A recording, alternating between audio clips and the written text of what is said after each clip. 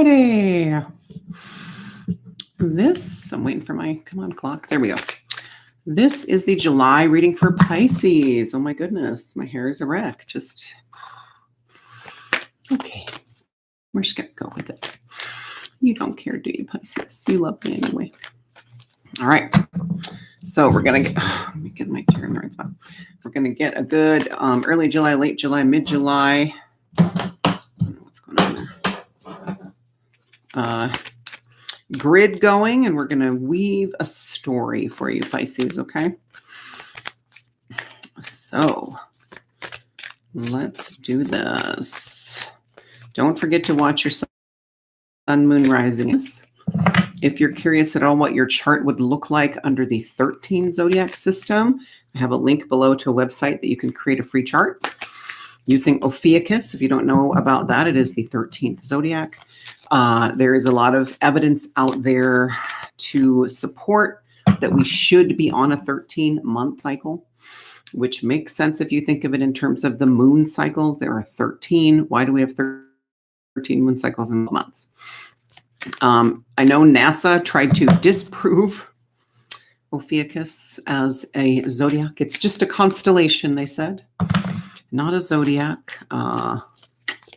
Of course, they're not going to allow us to believe that and change everything about our calendar and our astrology. So, yeah.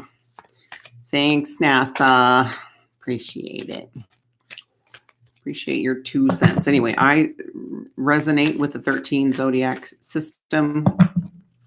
So if you do too, you can click on that website below and find out what your chart, how your chart would change, I guess. And so, yeah, sun, moon, rising, Venus under the 12 cycle or the 13. It doesn't matter. If you resonate with Pisces, welcome. So let's do this. I'm going to just turn my fan on here. It's warm in here. All right, 3 cards, please, Spirit. I'm asking for the highest, for guidance and messages from the highest frequency of the cosmos in the highest good of anyone and everyone who resonates with the sign of Pisces, sun, moon, rising, or Venus, or whatever, if you're watching for somebody else. Let's get some guidance for Pisces in their highest good always. Oh, and I'll show you the deck too that I've got out here. Let's see what we're doing. So the deck that I'm starting with is this beautiful Fairy Forest by Lucy Cavendish. It's one of my faves. They're gorge. So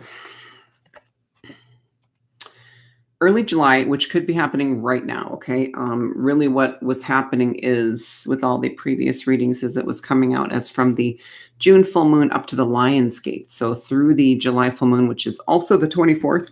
Goodness, excuse me. I'm going to take a drink. Hold.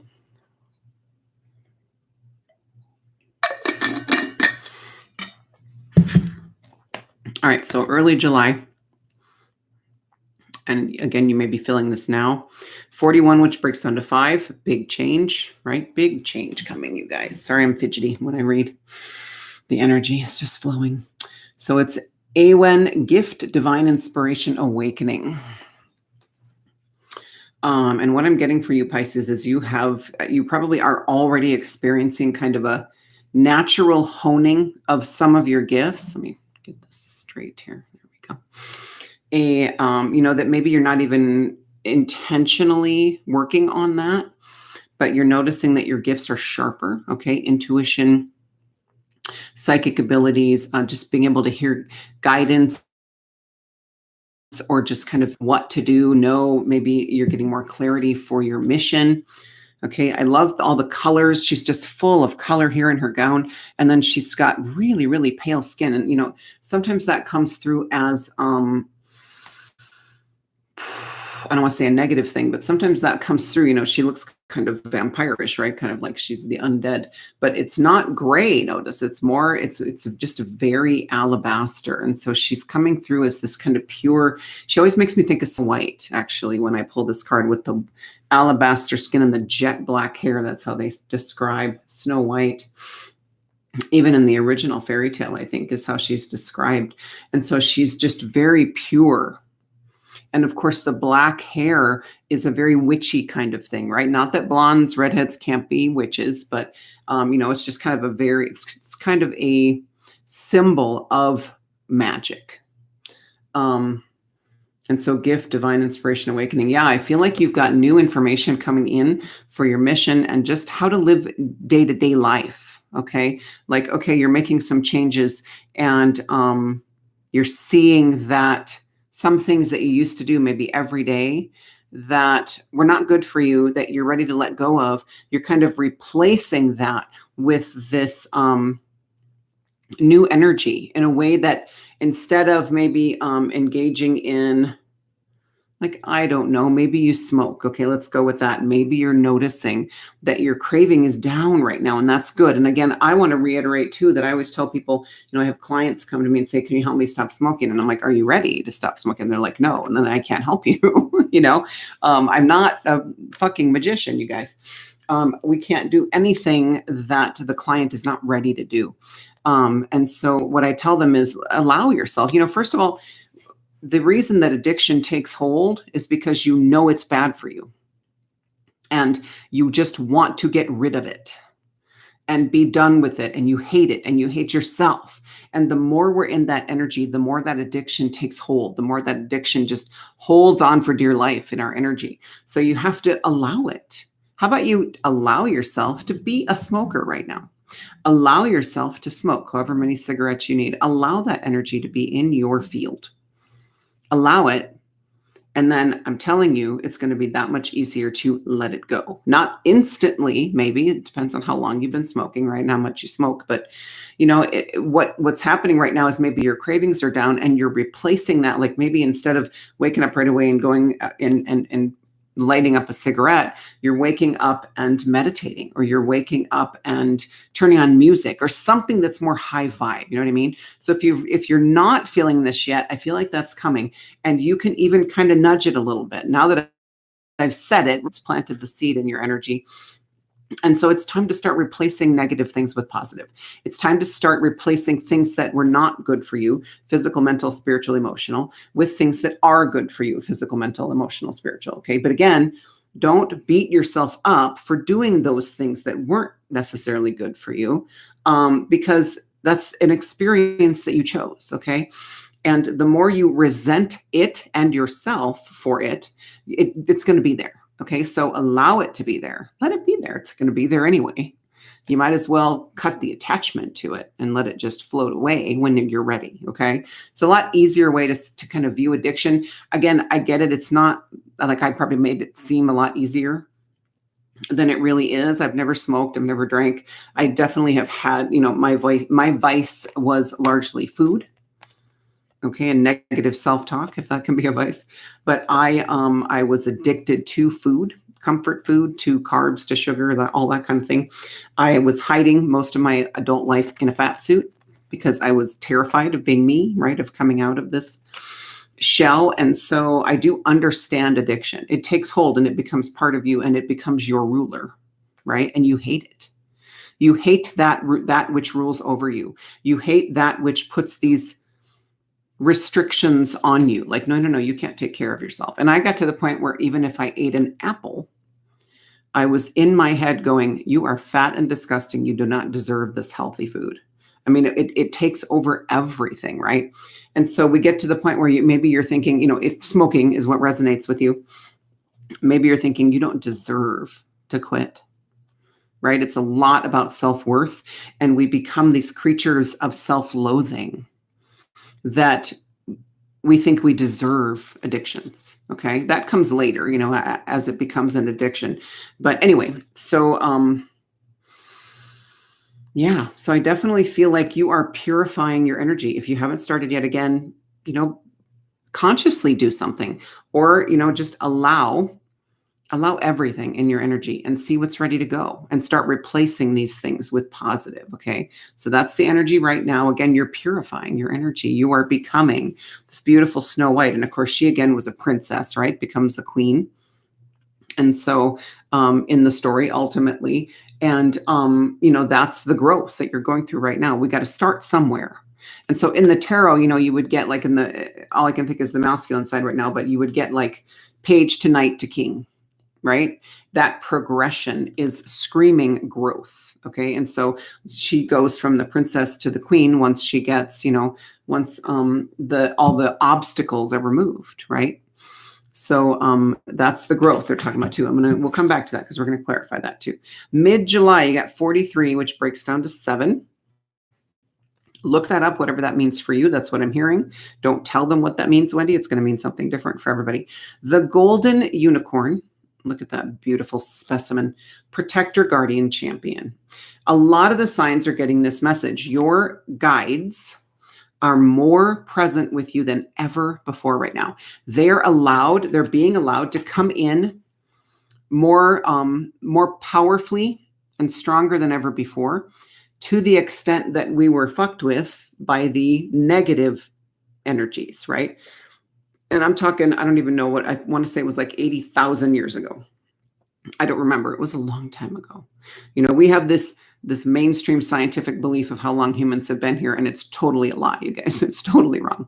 We've been here a long time, and we've been messed with from the beginning, from pretty much the beginning. We were designed to live 1,000 years in one lifetime and evolve and ascend in that lifetime. Okay, learn everything we needed to learn and evolve and ascend within that lifetime. That was robbed from us when they started to experiment on us and use us as slave labor. Okay. And so that was a huge, huge interruption in our ascension path and the intent of our lives. And so now benevolent powers that be are allowed to come in at a much more powerful way and help a lot more. They're intervening on our behalf. Okay. So they're coming in really super strong. Just magical guides that are really going to push us. They're really going to push us through our healing now. Okay. We can handle it. I promise. Pisces, you can handle this. I promise. I'm here for you. Because they're here, they're supporting us. They're doing everything possible to give us what we need to get through, and not just to, get through crawling and, on fire and, whatever, but they want our suffering and struggle to be pretty much done with this healing journey. They want to do everything they can to remove that element. Okay. So they're removing obstacles from our path, which is what, one of the messages that came through this beautiful Snow White. They're removing a lot of obstacles so that we can thrive during the rest of this healing process and this growth and this ascension. Okay. We have done so much work, you guys. If you're watching this, you're likely a light worker, a light walker is what some people are. The term some people are now. You are likely a way shower, a soul that has already done this ascension process before elsewhere. Okay. And you agreed to come back here and help. And I was actually talking to somebody about this today, is that, she was having visions of another timeline, another reality where she was going there to help. And she said, I don't think there were light workers there. And I said, yeah, no. I said, this is from my intuitive channeling, what I have channeled, and I could be totally wrong, you guys. I'm just sharing this to see if there's any nuggets of wisdom in here for somebody. But my perspective is that we have never helped with an ascension in this way before. We've helped with a ton in spaceships in orbit and helping like the benevolent beings are doing now, kind of like Star Trek with their prime directive. Like they can't interfere until we're evolved enough to see them up there and then to ask for help, right? Then they can come in and help and keep us from annihilating each other. But we were up there.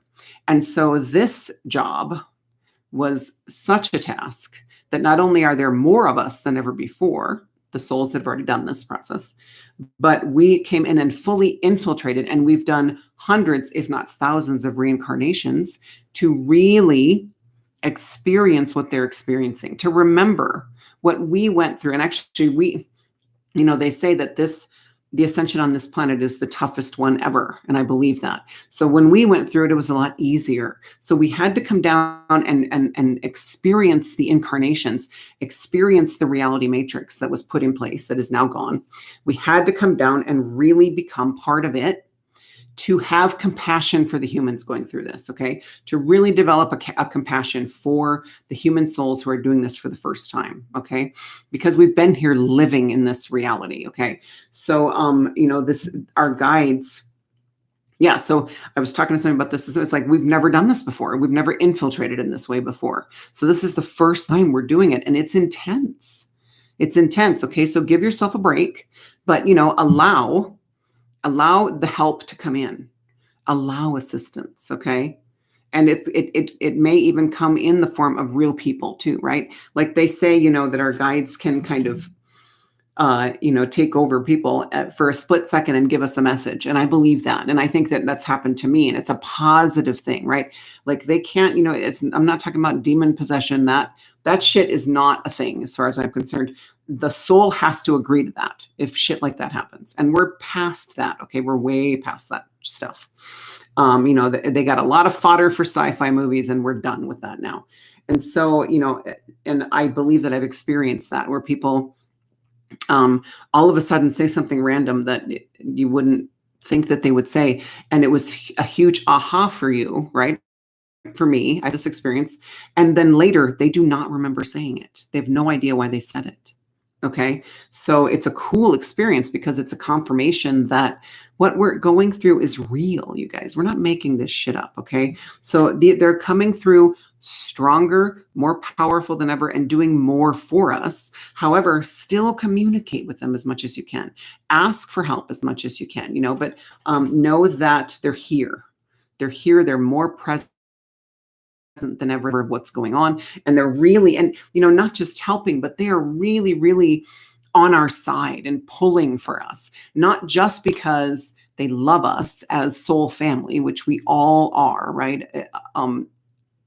Inevitably, but because if we don't succeed, it affects the entire universe. Okay. It's a ripple effect, because if we don't succeed, the earth likely will be destroyed at some point, right? So there's no going back now, you guys. We did not come here to fail, and they will not let us fail. Okay, we've got fucking unicorns on our side. And I want you to notice too, when I read, this way is always the future, and this way is the past. Well, not always, but for the most part, future, past. He is definitely watching something beautiful coming in the future and rearing up and ready to welcome it. Okay, so he's down here doing the work, but he's almost smiling. He's almost smiling, but he's beautiful. The golden unicorn. Seriously, what a gorgeous card. As far as I'm concerned, this fairy deck too. This card is like the sun card in the tarot for the fairy deck. It's like so much good stuff coming in. Okay, if you know anything about the tarot, the sun card is the best card in the deck. From what I understand, it means just huge happiness coming in, abundance, joy, happiness. And he's got. You can tell there's like a reflection in his eye, big bright light, this big bright beautiful new earth, like in the future. And it's not even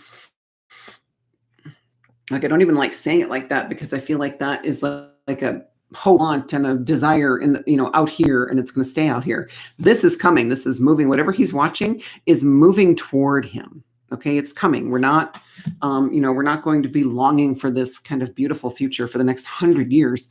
It's coming a lot sooner than that. Okay, so late July up to the Lion's Gate, you got number 3, beautiful, power of 3, sorceress, rituals, power, will. I feel like you got 2 pretty powerful magical beings here. 3, right? Jesus, yeah. You got 3 very powerful magical beings. And this sorceress, this is a specific person, which I might look her up in the book to refresh my memory of who she is. This is just kind of a generic sorceress. But I love this card because she is so, like, she's, there are some cards where it actually looks like they're kind of hiding behind the foliage and nature, but she's more like kind of becoming one with it. And she's just, look at that look of confidence on her face. Like, she is not doubting herself at all. So you're coming into this place of, well, first of all, it says rituals, power, will. I feel like you're feeling by the end of July, by the Lion's Gate, you're feeling a lot more empowered than ever before. You're feeling more aligned with your gifts. You've got new gifts coming in by this time. You're what I've been seeing too is I do this collaboration project where I do a monthly energy forecast, and I've already done the July one. And I might put the information down below if you guys are interested. It's a monthly subscription, and we're light walkers. That's what we call our community. And we create a multi-sensory meditation tool for 5D and above. And so what I got for the July energy was that, and I totally lost my train of thought. It'll come back, you guys. It'll come back. What was I talking about? Give me a sec. Go get a drink of water or something for a minute here. Well, okay. It'll come back if it was important. There's a reason that it's eluding me right now. It's going to fit in or it's not. But it was something about the forecast that, I remember. Okay, I knew it was right there. It was super easy. What I was getting is that if you have not committed yet, and I'm going to tell you right now, I create a meditation tool and I do not meditate every day. If you are not yet committed to a daily meditation ritual, now is the time. Okay, because to be centered, grounded, to be in your own space, to be sovereign, to have, I would say have strong boundaries, but really focus more on sovereignty. Okay, because we're coming out of that place where protection, I don't like that word.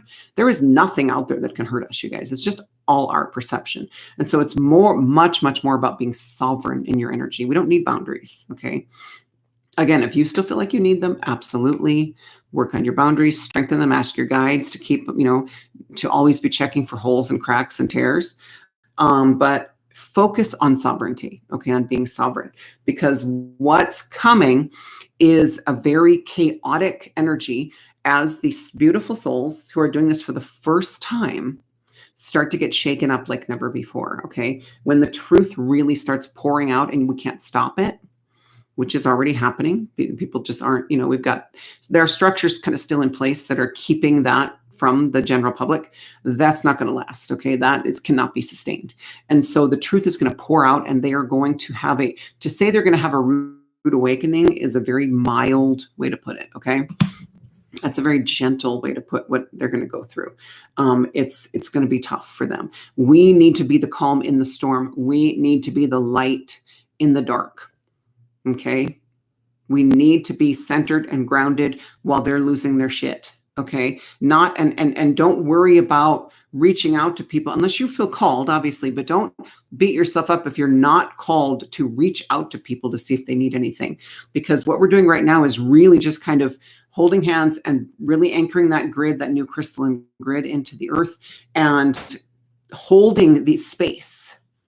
Okay. Well, of the 5D that's already here, holding that 5D space and anchoring it more than ever while the 3D people figure their shit out, okay? This is something for them to do. This is kind of like when you're teaching your kid to ride a bike. At some point, you have to let go. You have to let go and let them fall and let them skin their knee, let them get hurt. Give them a helmet, give them knee pads and shoulder pads. Don't wrap them in bubble wrap, okay? That's kind of the